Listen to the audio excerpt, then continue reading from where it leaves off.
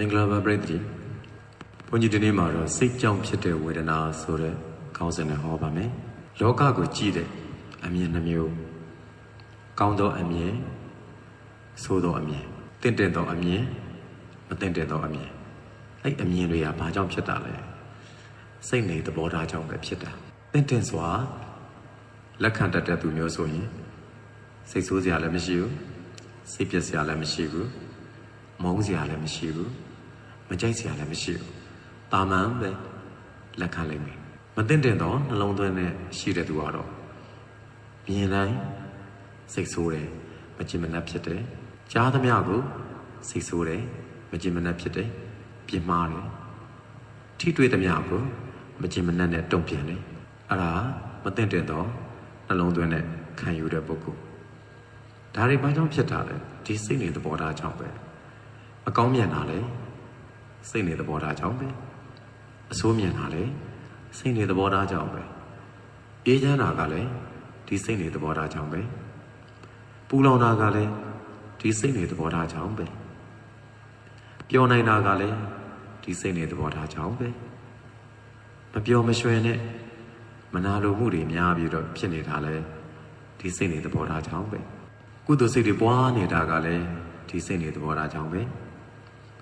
အကုသိုလ်စိတ်တွေပွားနေတာကလည်းဒီစိတ်နေသဘောထားကြောင့်အဲ့တော့အဆိုးအပြည့်ဆိုရင်မနာလိုတာဝန်တိုတာအပြစ်တွေမြင်တာပြစ်မှားလိုတာပုတ်ခတ်လိုတာဖြက်စီးလိုတာကဲ့ရဲ့လိုတာတိုက်ခိုက်ခြင်းတာပြိုင်ဆိုင်ခြင်းတာစတဲ့အဆိုးသဘောတွေစိတ်ကြောင့်ဖြစ်တဲ့ဝေဒနာတွေပါတရားသဘောလေးအမြဲဆင်ခြင်နိုင်မယ်ဆိုရင်အဲ့ဒီဝေဒနာတွေမခံစားရတော့ပါဘူးတာမန်သဘောပဲပြောကြလိမ့်မယ်စိတ်ဆိုးစရာရှိစိတ်ဆိုးမှာပေါ့မှန်လေအဲ့စိတ်ဆိုးတဲ့အရာကုသိုလ်လားအကုသိုလ်လားတော့ပြန်မေးတင်တာပေါ့တုံ့ပြန်ခြင်းလည်းတုံ့ပြန်ခွင့်ရှိတာပဲကိုတုံ့ပြန်ခြင်းလို့တုံ့ပြန်မှာပေါ့မှန်တယ်လုပ်လို့ရတယ်လုပ်လို့မရဘူးလို့ပြောတာမဟုတ်စိတ်ချမ်းသာစေတဲ့သဘောနဲ့စိတ်ပူလောင်နေတဲ့သဘောဒီနှမျိုးရွေးပြီးသွားနေကြတာပဲစိတ်ကြောင့်ဖြစ်တဲ့ခံစားချက်တွေစိတ်ကြောင့်ဖြစ်တဲ့ဝေဒနာတွေစိတ်သဘောထားပေါ့လေခံယူမှုကြောင့်ဖြစ်တဲ့ဝေဒနာတွေအဲ့စိတ်ကြောင့်ဖြစ်တဲ့ဝေဒနာကိုစိတ်နဲ့ပဲပြန်ကူရတယ်ဆိုတာကတရားအသိတရားအကျင့်နဲ့ပြန်ကူရတာပြင်းမာလို့တဲ့စိတ်တွေမဖြစ်ဘဲနဲ့မေတ္တာစိတ်တွေဖြစ်အောင်ဒီဘက်မှာမေတ္တာနာပွားရတယ်။ရန်သူကိုတော့ဒေါသမထွက်အောင်နေနိုင်တဲ့အထိပွားရတယ်။ဘုရားကအဲ့ဒီလုပ်ဖို့ဟောတာပဲ။သူတစ်ပါးတွေအပေါ်မှာအနိုင်ယူခြင်းတဲ့စိတ်နေရာမျိုးမှာတဏှာတတ်တဲ့စိတ်ဖြစ်ဖို့ပွားရတယ်။ပြိုင်လွတ်ဆိုင်လို့တဲ့နေရာမျိုးမှာတိတ်ဆိတ်စွာ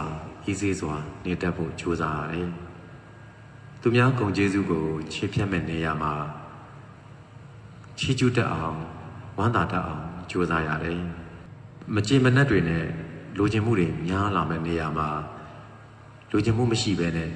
ပေးခြင်းစိတ်ကမ်းခြင်းစိတ်ဆွလွတ်ခြင်းစိတ်ဖြစ်လာအောင်ကြိုးစားရတယ်။လူတစ်ယောက်တည်းကပဲဒီအရာတွေကိုဖြစ်စေတာဖြစ်တဲ့အတွက်အကုသိုလ်စိတ်နဲ့ပူလောင်ပြီးတော့မခံစားရအောင်စိတ်ကြောင့်ဖြစ်တဲ့ဝေဒနာကိုမေတ္တာကရုဏာစတဲ့ကုသိုလ်စိတ်နဲ့ကုစားပါမှာခြင်းနဲ့တော့ကဘာသူကဘာသားပေါင်းစိတ်ကြောင့်ဖြစ်တဲ့ဝေဒနာကိုစိတ်နဲ့ပဲပြန်ကုကြ၍ကုသိုလ်စိတ်ဖြင့်ယောနေသောမနတိကာရအသိအတင်လေးနဲ့နှလုံးသွင်းပြီးတော့ပဲပြစ်မှားဖောက်ပြန်တဲ့စိတ်တွေမဖြစ်အောင်ထိန်းနိုင်၍အေးပါစေပြောပါစေလို့ဆုတောင်းပေးပါတယ်အားလုံးအေးချမ်းကြပါစေ